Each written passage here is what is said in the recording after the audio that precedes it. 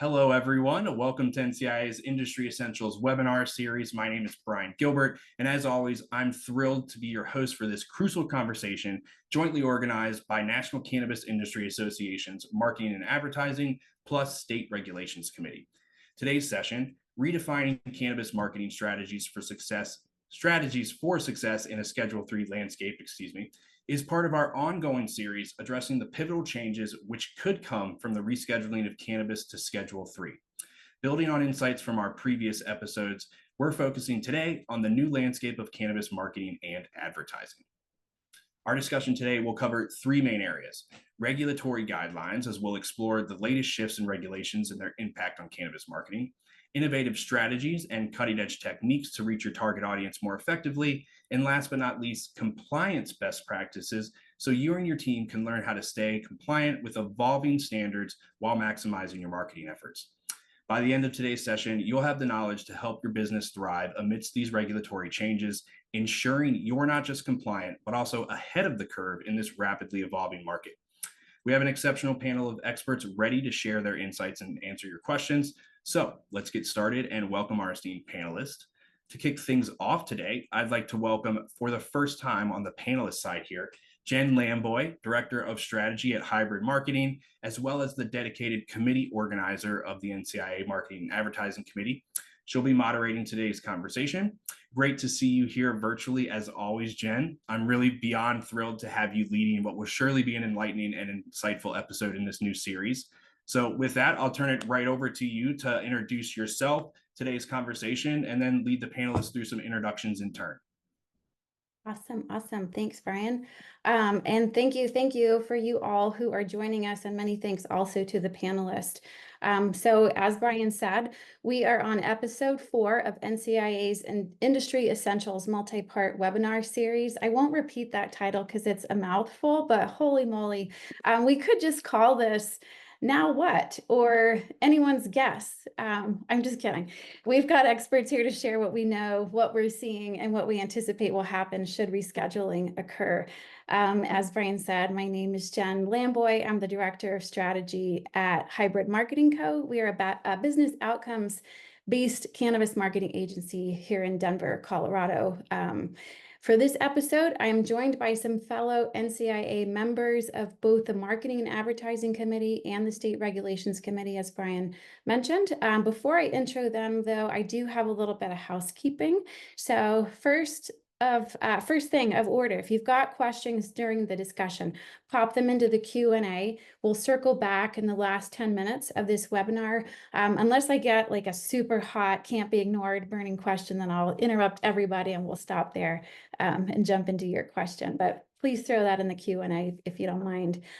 Speaking of adding your 2 cents, the Department of Justice needs to hear from you. As you all know, industry professionals, you as the industry professionals in this cannabis space, specific to the reclassification proposal. So the comment period is about to close. The deadline to submit your comments is July 22nd. NCIA has an easy-to-use toolkit. They've been posting it on LinkedIn. We'll put it in the chat here as well.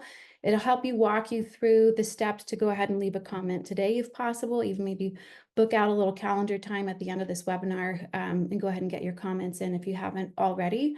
Third piece of housekeeping is I'd love and so would appreciate to invite you to join the NCIA if you are not already a member. One of the many benefits is access to incredible resources and, of course, participating on the Hill for lobby days.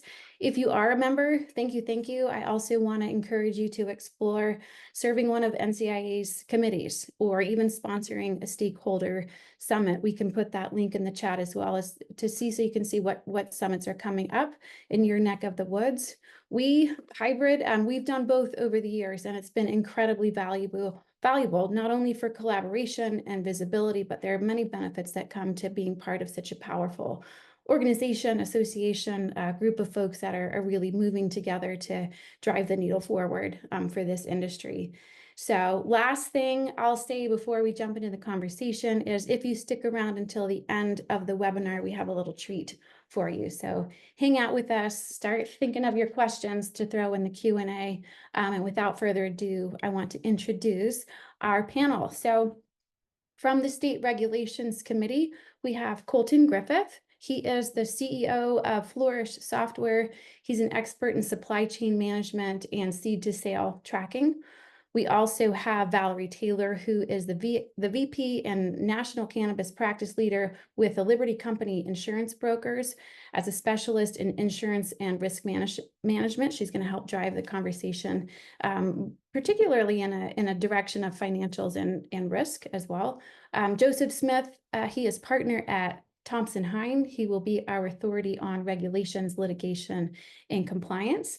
And from the Marketing and Advertising Committee, we have Patrick Toste. He is co-founder and creative director of HIGHOPES.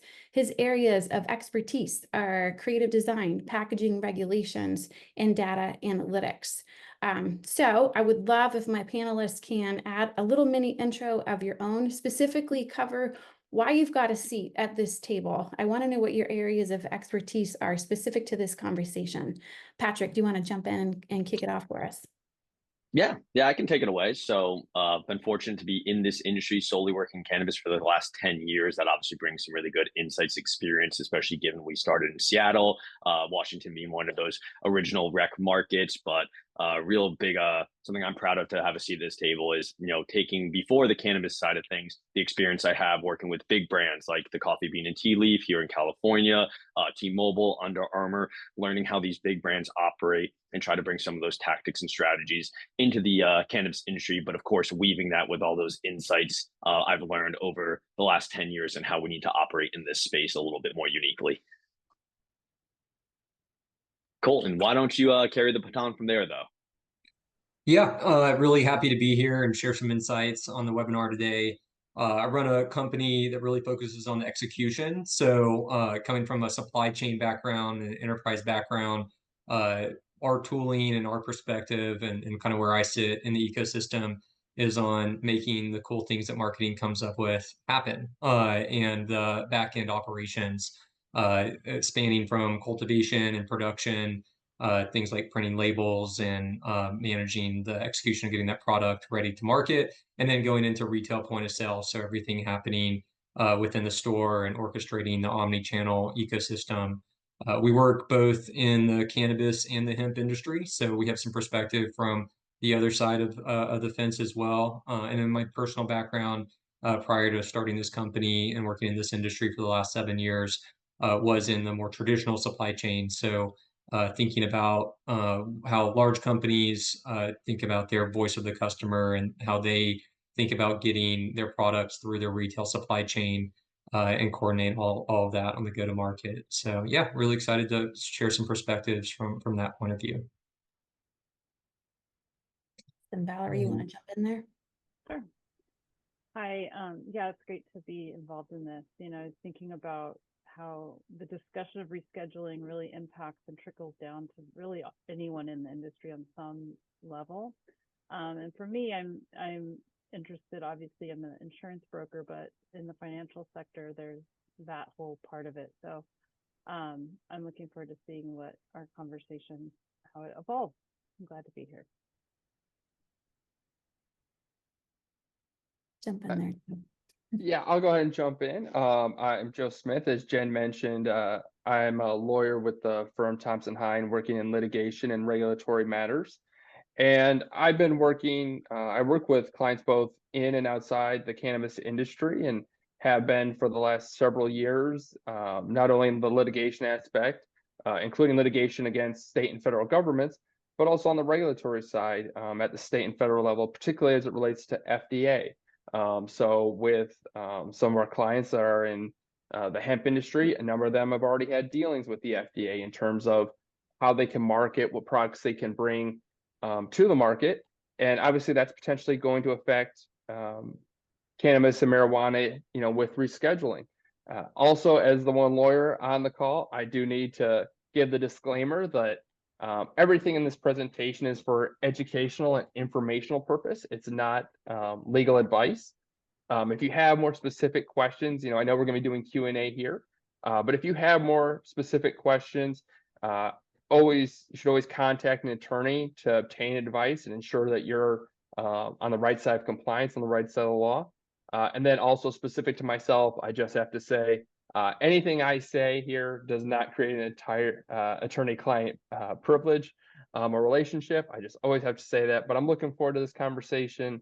And also, I know it's not going to end with this webinar. It's going to keep going, especially once we see how DOJ and the various other government entities involved respond to the, I saw this morning, over 30,000 comments they've gotten on the rescheduling. So. Awesome. And when Joe is covering his tail, he's covering all of our tails on that legal advice. Stupid comment. If any of us make stupid comments, I'm just teasing. We won't. I'm interested to know, what are your clients, customers, partners, colleagues? What's popping up? Are there some misconceptions? Of course, there's speculation in the space, but panelists, what are you all hearing that we need to tweak or pay extra attention to?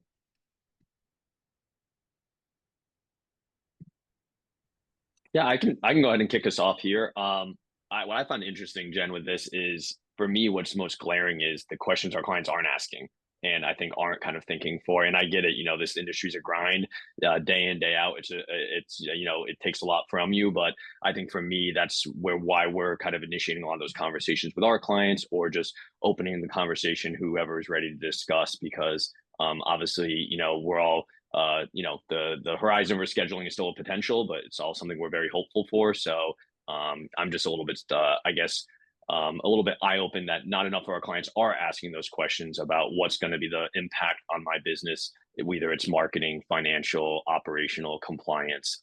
So that's where we kind of want to step in, at least with what we do over here at High Hopes, and start to kind of spark that conversation for our clients.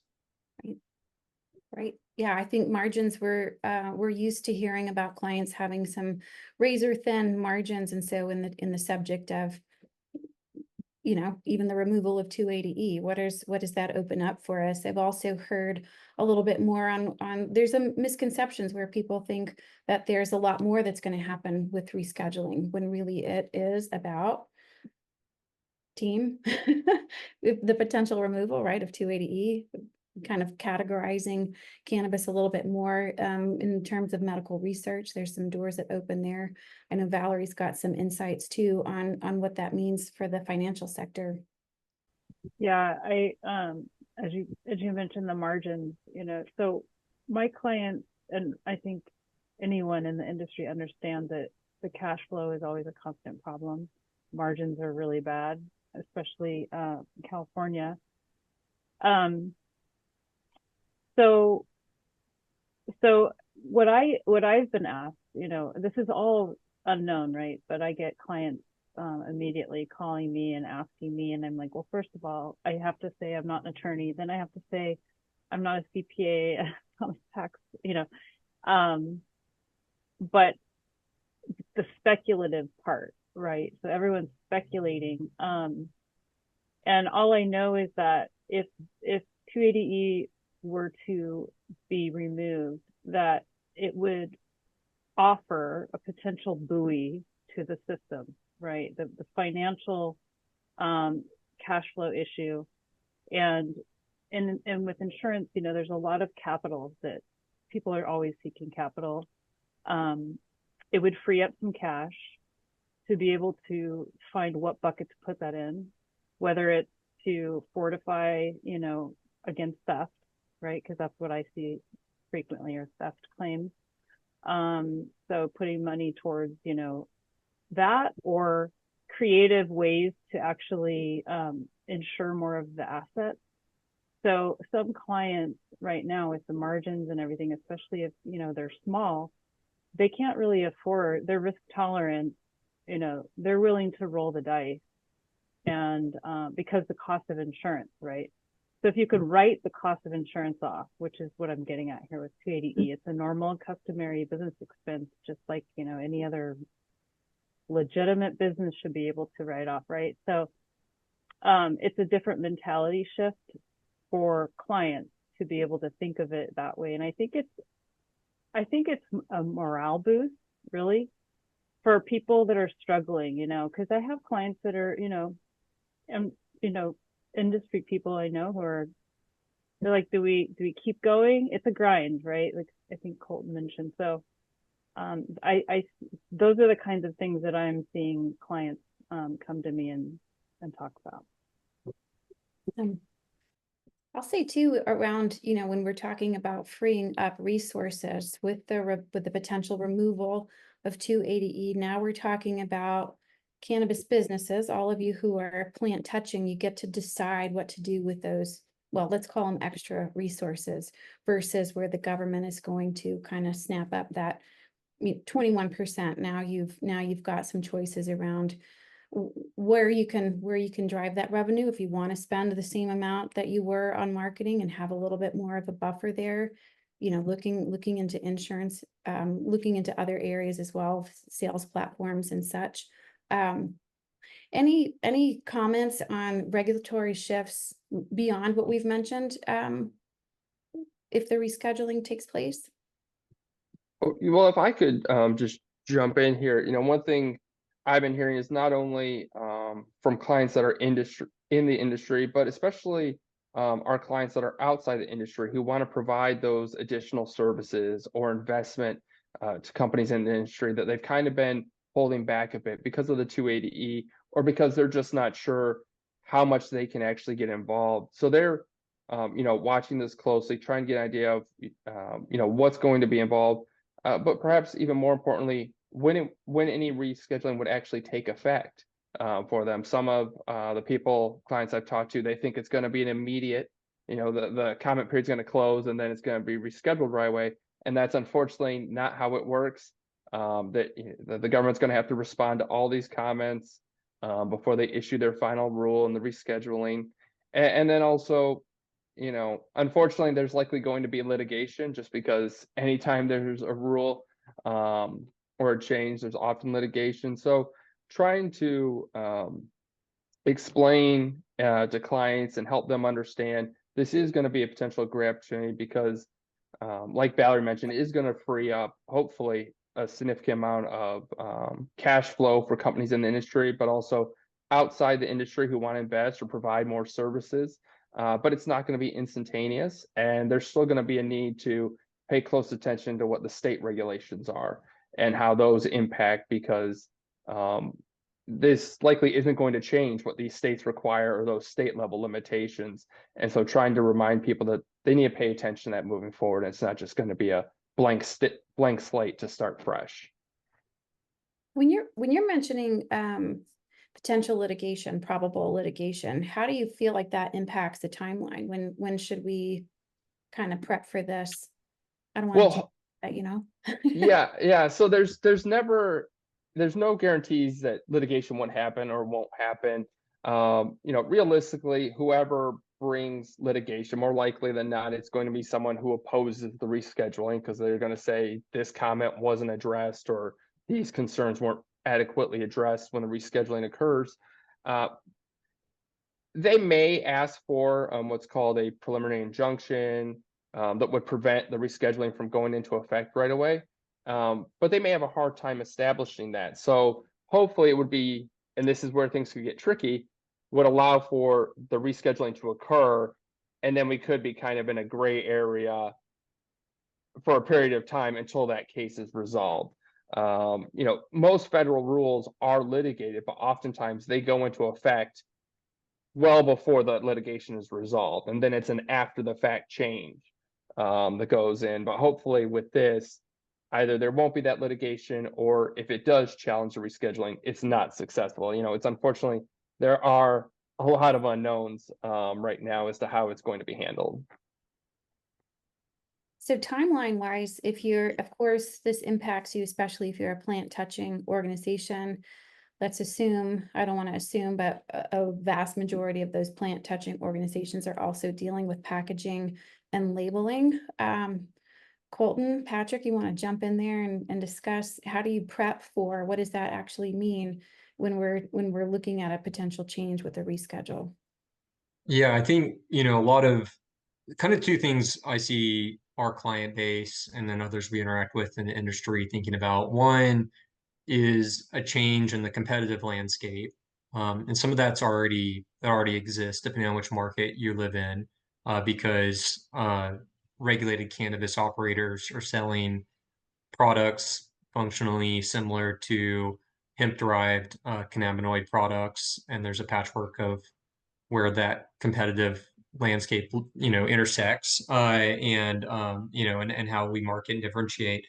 And so I think from a marketing perspective, um, a lot of the customers that I would consider are top performers across the country just have a very high focus on brand and brand identity and a strong connection to their client base, to their end customers, in cultivating that demand and making sure that they really understand who it is that they're serving in that market, regardless of the sometimes and maybe potentially future like artificial moats that are protecting your ability to get to market. Because I think people understand that with rescheduling, there may be more access in this market for more people to participate. On the flip side, so thinking about how heavily regulated cannabis is in one sense, but how it's not regulated necessarily in another sense by many of the federal standards and agencies that exist and regulate other products meant for human consumption, or especially for a pharmaceutical supply chain. So I also say a marquee attribute of the best performers in the market are also understanding the impact of like systems and system changes, and often are trying to look at federal frameworks and be prepared to make a transition quickly and easily into operating a market with potentially a different type of scrutiny on top of their business around how they handle products, how they source their ingredients, what needs to go on to the packaging and labeling, what type of packaging they can use, and kind of just like the mechanics of executing, getting product to market. And I think that I'm curious, like as we get into the rescheduling conversation, to understand, which of the agencies are going to be regulating which pieces of this industry, and how that will be shared, similar to how alcohol and tobacco and firearms are shared amongst a couple different, regulatory schemes. And then, all that with the state layer on top of it, it's I think we're in for a really turbulent and dynamic, next few years, because I think, as Joe mentioned, with litigation, inevitable at every turn of this, I guess we can be thankful that anyone that's been in this industry for years is used to the starts and stops of running their businesses, because I don't think that's going to end anytime soon. So those are kind of the two angles in which I see folks like making impact, like dedicated efforts to try to be both offensive on understanding how to connect to their customer, but also playing a bit of defense and a bit of planning, understanding like a different set of rules may be coming soon in which they need to play by.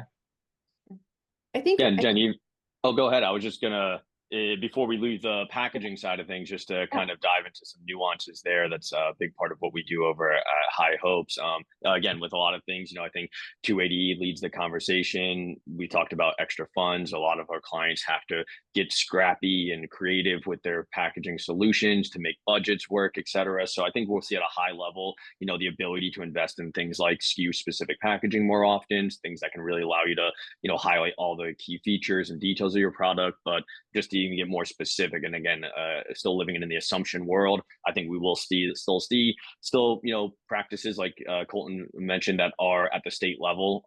As an agency that works in this in cannabis, we're used to having to kind of learn all the different regulations. I think you're still going to see some differences, but what I'm kind of hopeful for, you could say, is a little bit more standardization, like Colton mentioned, where you have these other federal agencies overlooking these products. I think to like the edible side of things, having more standardization across nutrition facts, allergens. Right now, it's kind of every market has kind of different requirements for their packaging, even on the edible side. So I'm hopeful.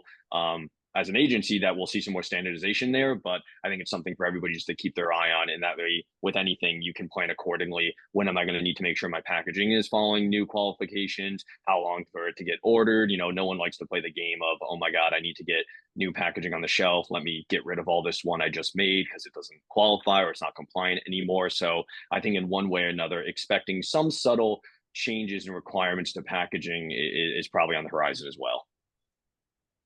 We're a resilient group of people, masochists maybe. If you're in this industry. So does that mean, Patrick, that you're foreseeing maybe where, you know, if you've got, let's say you're a brand or an MSO and you've got products in a few different states, multiple states where that have different packaging requirements, are you kind of seeing that going to potentially level out, or will the states still have some state specific content that they need to see on packages? Yeah, I mean, I'm sure there'll still be some state level nuances. I hope there is some more high level standardization. Like you mentioned, Jen, we have multiple MSO clients who have to completely change packaging from one market to another. I mean, you have states like Illinois, for example, with edibles, you can't show any fruit imagery, for example. So who knows? I think states will still have a say in some of those areas, but I'm hoping the high level aspects of packaging we'll see some more standardization as far as, you know, again, just some kind of high level qualifications or restrictions that we all have to kind of still follow suit in. But hopefully it's not a different song and dance every time you go kind of market to market as it is right now. What we're ready for.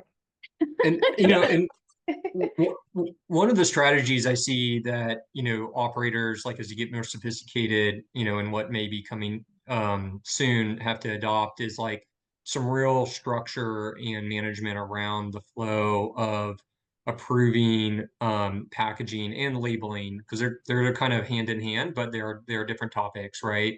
Labeling, you know, being what you're printing on the packaging, and packaging, you know, being like what you're putting everything in. So thinking about especially as the organization gets larger and you're not just like an owner operator, you know, doing everything yourself, like who in the organization has the responsibility to, you know, source, the responsibility to approve, making sure that, you know, if there's counsel needs to be involved in like reviewing anything, there's a process and defined way to be efficient with that. You know, and as we handle printing, I think over 400 data points dynamically out of the system onto labels. And, you know, given the number of states, you know, we work in, the requirements are really different across the country. But being ahead of like thinking about, you know, known allergens, thinking about, especially for like edibles ingredients, like, you know, food, you know, all the food, you know, nuances that go into that. And thinking about templates and a central management system to manage templates and template approvals and deployment, because there's sort of a concept in the marketing department about what we want it to look like and feel like. Then there's like, okay, this is what we can do. And then what we can do has to eventually be handed over to the operations team to actually do the doing.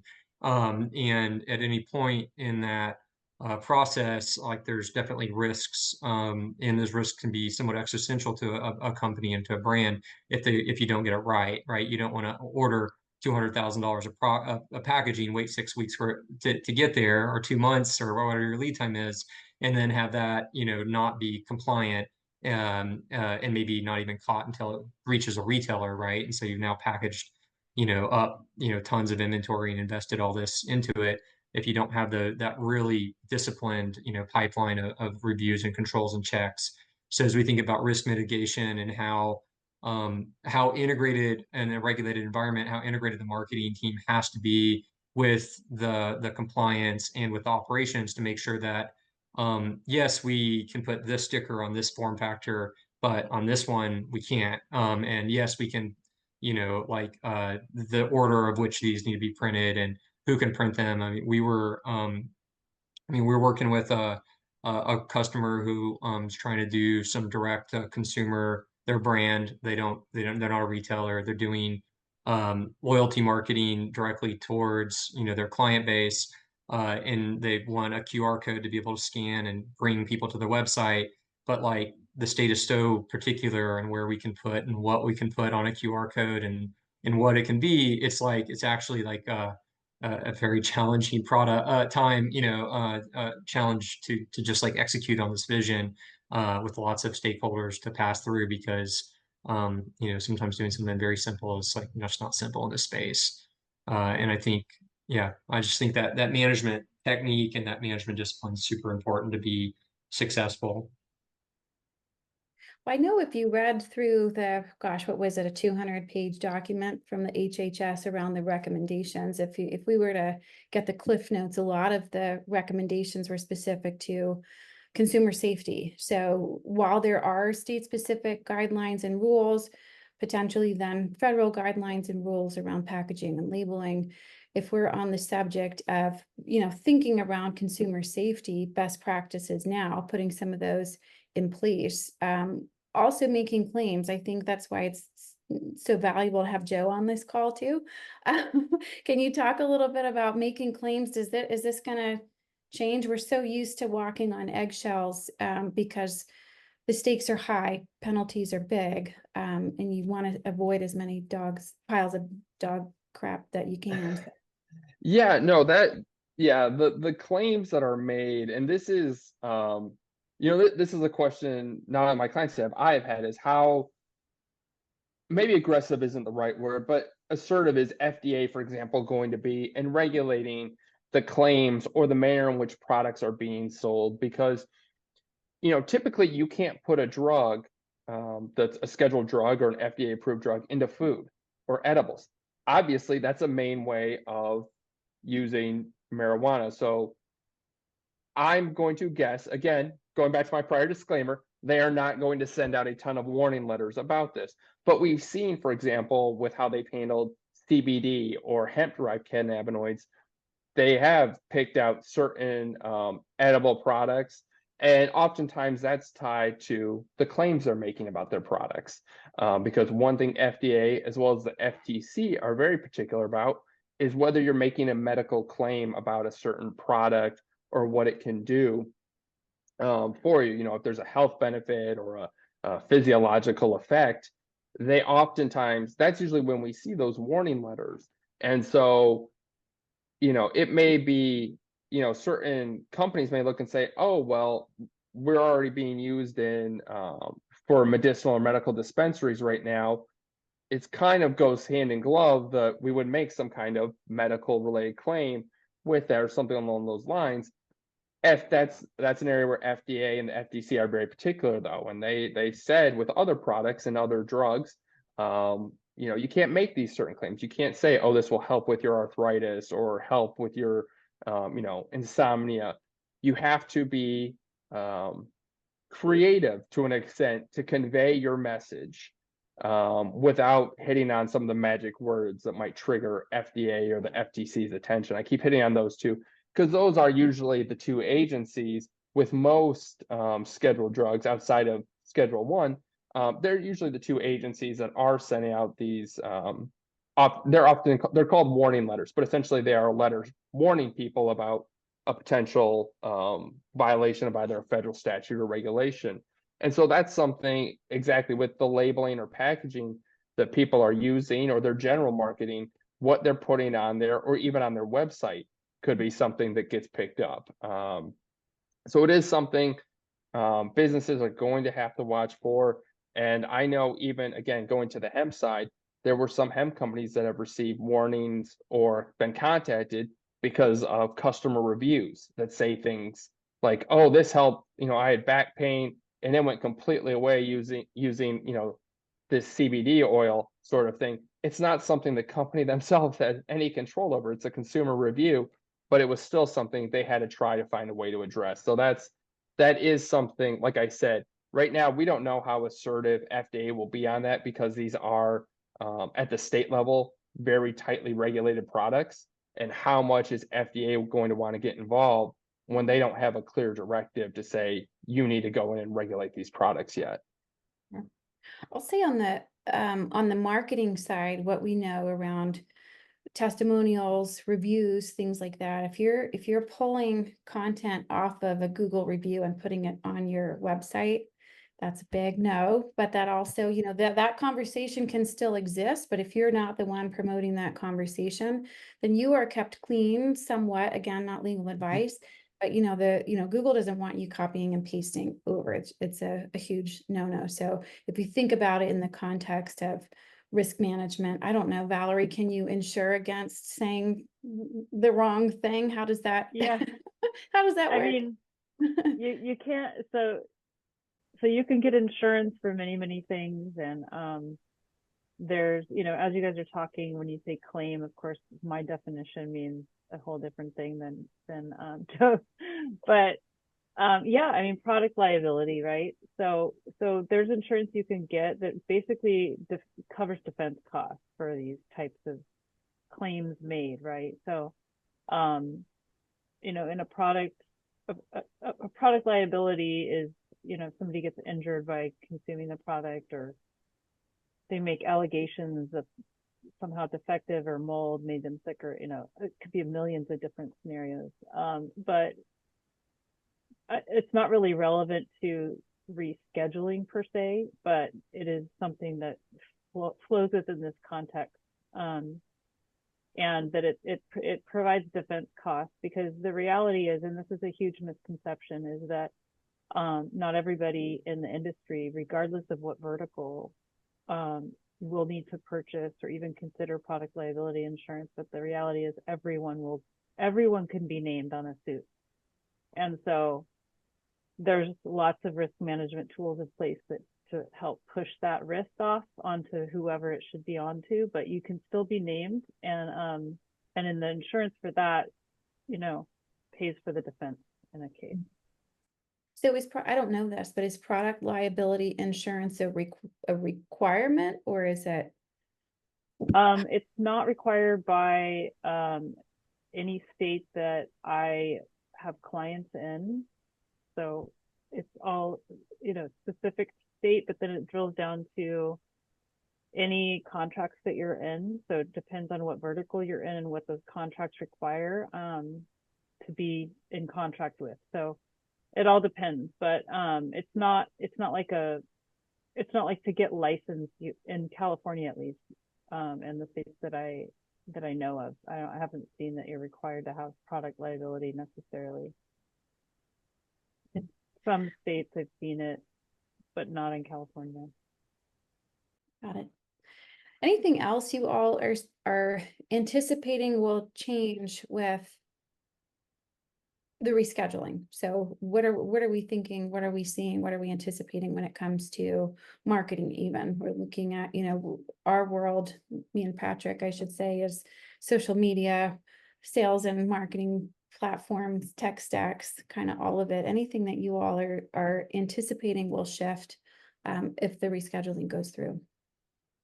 Yeah, I can kick us off here and have some of the other panelists here carry the conversation, because again, still operating kind of in the area of assumptions, but one thing that is a certain for me, again, being Jen, similarly on the marketing side, is I always say the biggest restriction in cannabis marketing is not having the budget to market. So a lot of the platforms that even have less restrictions, say email marketing, we just have clients that don't have, and understandably so, don't have the internal resources to have their own team manage that. They don't have the resources to dedicate to export that to an agency or some sort of individual to handle. So I think, like we've talked a lot about today, having that removal of 280E, keep in mind, there are channels that you don't really even, in my opinion, have to worry about restrictions. You probably just didn't have the man or woman power to really handle. So I think already you're just going to have an opening to finally be able to allocate resources to these channels, because when it comes to marketing, it's not put all your eggs in one basket.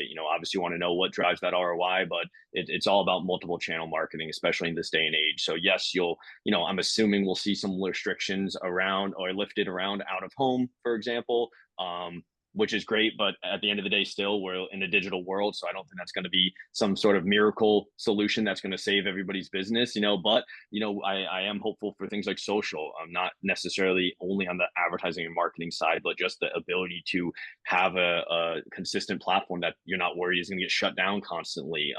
At the end of the day, that to me is probably the restrictions that I could assume is most likely to happen. I think a lot of these platforms have kind of enacted these tough restrictions on just operating on their platform just because of cannabis currently still being Schedule 1, or, obviously we're in the process of that rescheduling. So I'm hopeful at a bare minimum, that's what we'll see, is the ability just to operate on this platform like anybody else.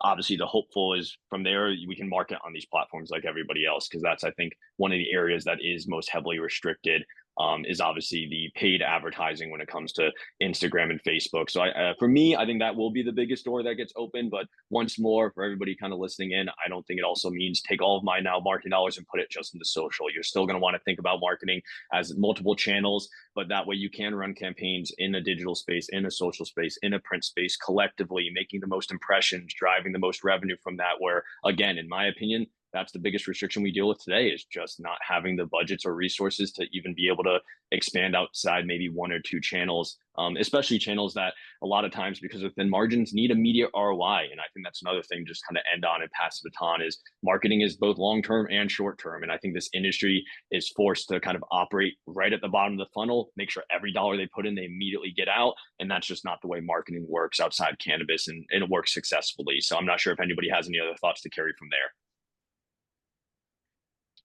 I have some thoughts. Just around, if we're talking about thinner budgets and the hope that we're going to open up some resources when the reschedule takes place, the overarching strategy is what's going to potentially save you from kind of throwing everything at a wall and seeing what sticks. So if we're talking about kind of building a strategy from your goals, so what are you in a maintenance phase? Are you in a growth phase? Are you going to are you a retailer wanting to open up a couple new stores, or going into the cultivation side of the industry? What are the goals that you're looking to accomplish, and how quickly are you wanting to accomplish them? And then from there, building a marketing strategy that aligns to those goals versus, to Patrick's point, no marketer, well, I won't say no marketer, most marketers would never suggest, hey, throw all your eggs in the social basket. We know that it's not a revenue driving channel. Sure, it's great for awareness, but that's probably one of the riskiest channels.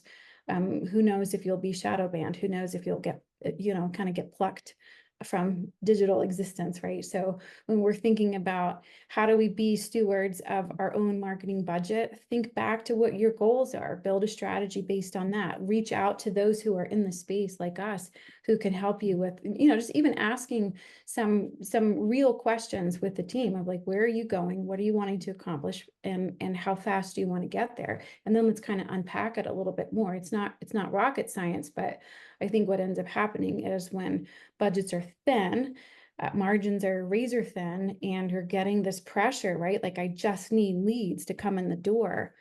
Pause a little bit, think about it, reach out to your network, reach out to, fellow NCIA members.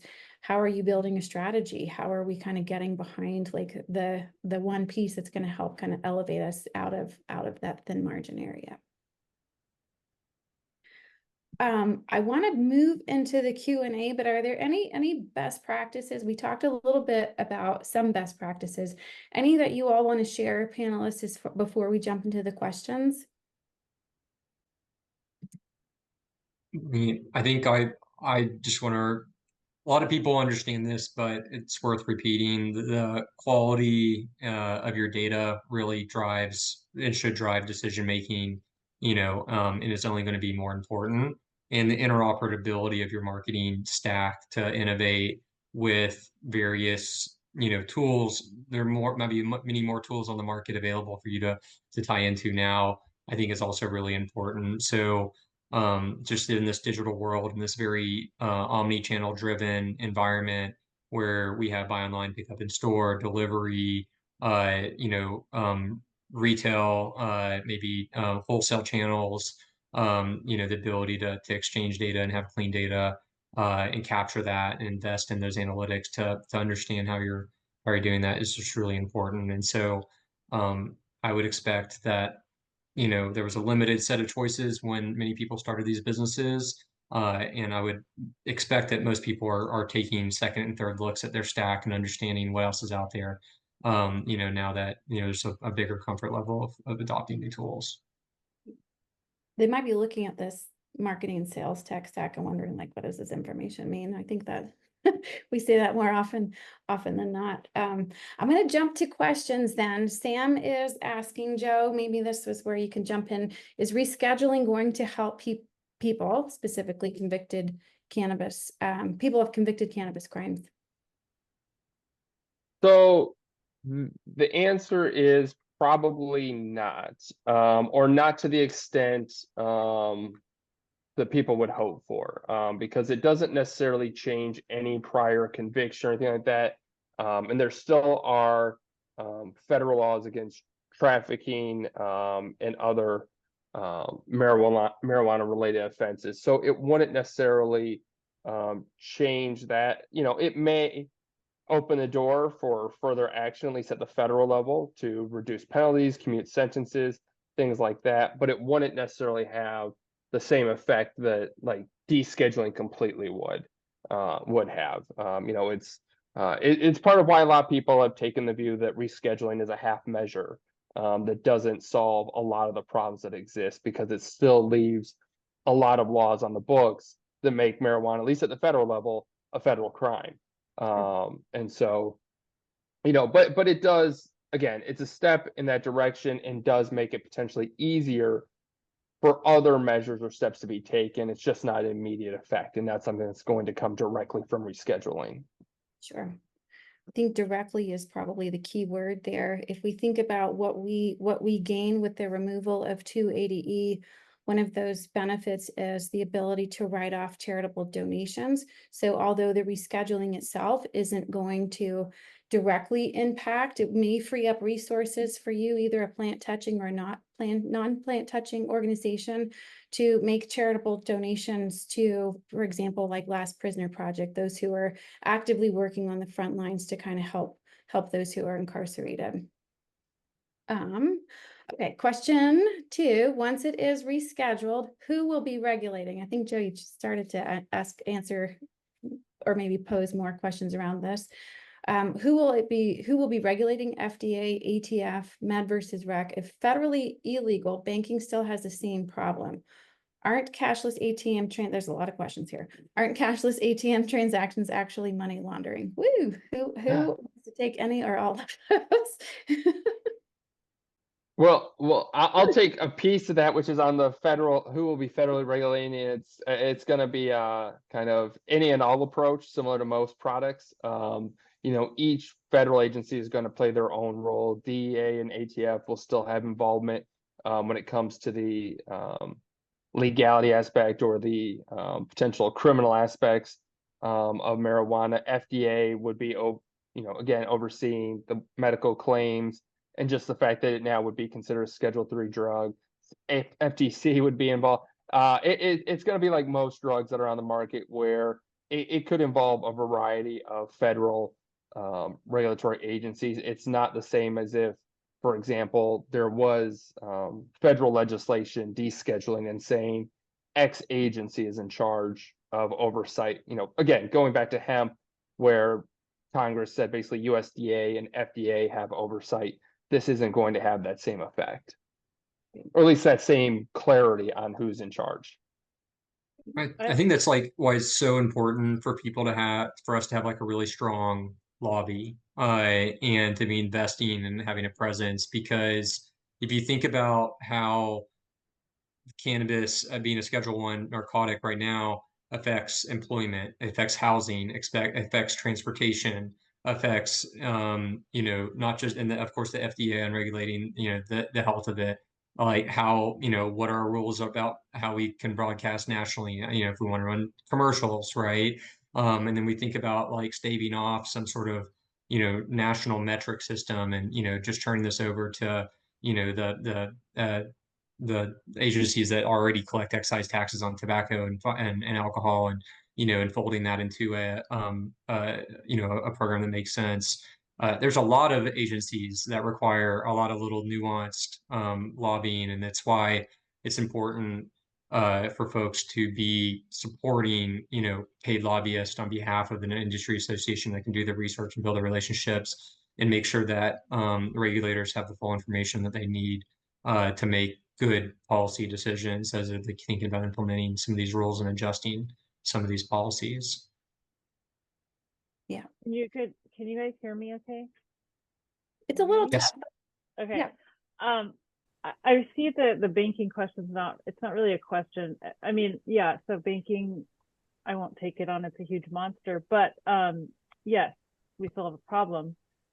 But in my opinion, the more discussions federally that are going on with rescheduling, that years down the road, whenever, I think it will help, legitimize this industry more, and eventually the banking, whenever. I mean, we've been waiting for, I think, 10 years on that, but I do think that this is helping with a perception shift potentially, because this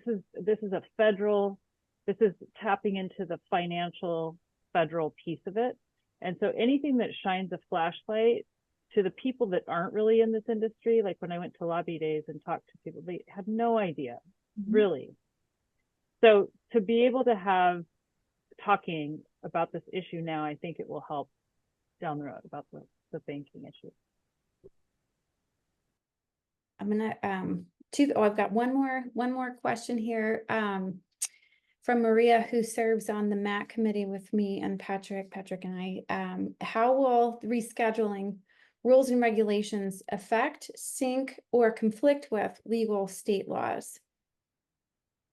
It's so big.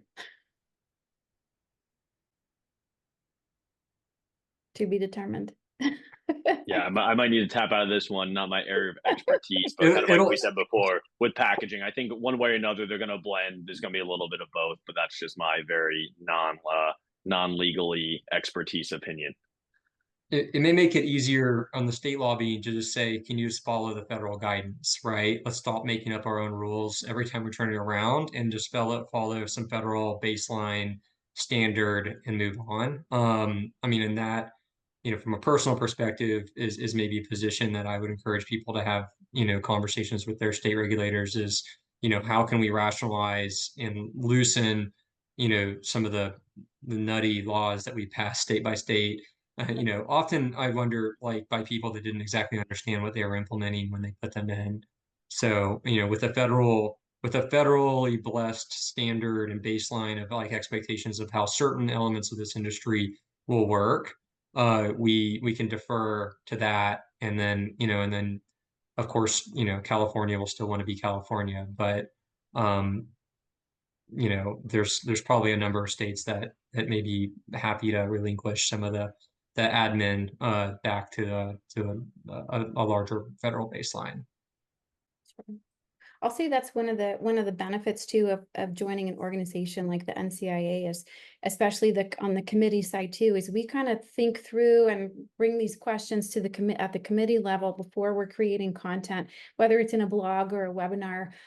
Those of us who are also, we're your partners, we're your vendors, we're your strategists, we're also talking about these things behind the scenes with each other, not so much like we, in some worlds, we might think of us as competitors on the marketing and advertising committee, right? Like we're all within the space, but really what we're doing is we're trying to problem solve so we can bring the best solution, not only to our clients, but to the industry as a whole. So that's my plug for the NCIA. If you're not a member, please join. If you are a member, please consider joining a committee so we can continue to evolve this industry. I think it's very much on the backs of us as well to kind of move the needle. Final thoughts. Anyone want to jump in and provide a couple little final thoughts? I want to be respectful of time as well. I think I can make it. Oh, go ahead, Valerie. I would just say, if you haven't already, submit your comments. This is the time to do it. There's links in the chat. I know Brian will throw more in there on a quick, easy way to do it. And, I guess the other thing is most of us have hung in there through lots of hurdles. So we just keep fighting the good fight. That's kind of what my last 2 cents are. Love it. Yeah. And to keep it equally kind of short and sweet, I think it's important to remember, why it'll, especially in the context of 280E, it'll provide a lot of support. It's not necessarily a guaranteed lifeline. I always like to tell our clients and everything, how does the saying go? By failing to prepare, you're preparing to fail. So just keep that in mind as, scheduling remains on the horizon. No one wants to be coming up with a game plan last minute. Start thinking about it today. Love it. I'm going to make good on my offer in the beginning. I said we would give you a treat if you hung out till the end.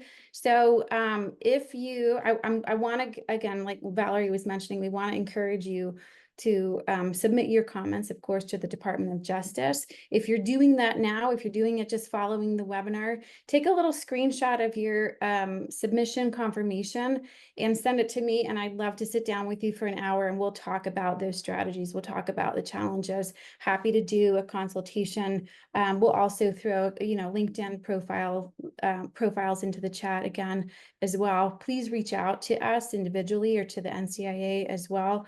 We are here to support the industry to kind of really grow it in the right, not kind of, but to absolutely grow it in the right direction. So thank you so much, those of you who joined us as participants, and of course to the panelists. Thank you so much for your time and your expertise. Fantastic. Well, thank you, Jen, for not only navigating these complex issues, but expertly moderating this conversation, ensuring that everybody's perspectives were taken into consideration and that the audience members were actively engaged and interacting with the conversation throughout it. So as always, we're going to close out today's session by asking for another few engagements from the audience. If you've got 2 seconds before hitting the end webinar button, give us some responses to that outro poll. Our panel always love to see that immediate satisfaction and getting some feedback on what we can do to improve future sessions. And then with that, I'm going to give you all a quick preview of some upcoming programs that NCIA will be participating in and coordinating that we would all absolutely love your participation in. So just further reinforcing the main takeaway that all of our panelists have really touched on and really harped on throughout the session. Right now, we're in the final week of submissions or for the call to comment for this rescheduling process. So do take 2 to 3 minutes, follow this link that we posted in the chat room, submit your comment now. You can use the toolkit from NCIA to have a complete sample letter that you can then customize and then send off. It takes 2 to 3 minutes and really will dramatically impact the positive outcome of this process. Then later this week, for all the current members that are here in the room, we are having our monthly member orientation session. So do reach out to membership@thecannabisindustry.org to learn how you can maximize your membership and gain access to all the amazing benefits that come alongside membership with this esteemed association. And then additionally, at that same time, or actually 2 hours after that, so you can have a double header of NCIA activities on Thursday, we'll be concluding this amazing multi-part series focusing on rescheduling with our final episode within the comment period. This session is being spearheaded by our Cannabis Manufacturing Committee, will take place at 3 p.m. Eastern, and is titled Rescheduled Realities, Redefining Cannabis Manufacturing. There were so many contributors that were interested in participating from this panel that were doing something unique. We are going to be kicking off this 1-hour program with a short fireside chat that will feature our CEO and co-founder alongside our vice chair, Ben Larson of Vertosa. So if you are really looking to dive deep into the current implications and impact and get an update directly from NCIA on what we've seen over the 60-day comment period and where we're going to be taking our efforts in the next 60 days, definitely mark your calendars, follow the link, and you'll be redirected to NCIA's educational webinar landing page after this webinar concludes. Take a few seconds and sign up for Thursday's session. Then additionally, I've seen a number of people posting, specifically Sam, about Ohio throughout this session. So similar to what Jen offered, I do want to leave all the non-members with a key takeaway and incentive to mark their calendars for our upcoming stakeholder summits. They will be taking place in September and October across Ohio, New York, California, and Michigan, excuse me. So if you do keep the webinar confirmation from today's message and send it to events@thecannabisindustry.org when you're considering this, I'm happy to offer any non-members in the room complimentary access to one of these summits. So do reach out to me today, mark your calendar, and let me know how, or let me know if you're interested in joining us for these 4-hour educational conferences. They will feature all of our regional members, the chief regulatory agency from each state, alongside an amazing group of elected officials and congressional representatives. It's our essential platform providing members direct access to regulators, elected officials, and industry leaders in person across the country. All right. Well, thank you all for joining us today for Redefining Cannabis Marketing, Strategies for Success in a Schedule III Landscape. We hope you found the insights shared by our panelists valuable as we navigate this new era of cannabis marketing and advertising. We encourage you to apply the strategies and best practices discussed today to stay ahead in this dynamic industry. And as was mentioned throughout, if you have any further questions or would like to continue the conversation, please don't hesitate to reach out to us or connect with our speakers directly after today's call. Stay tuned for future episodes in our Industry Essentials series. We've got some great sessions lined up by our hemp committee, as well as our state regulations committee in Q4 as well, where we continue to explore critical topics and provide the latest updates to support your success in the cannabis industry. Thank you all again for your participation today. We look forward to seeing you at our next webinar. Have a great day.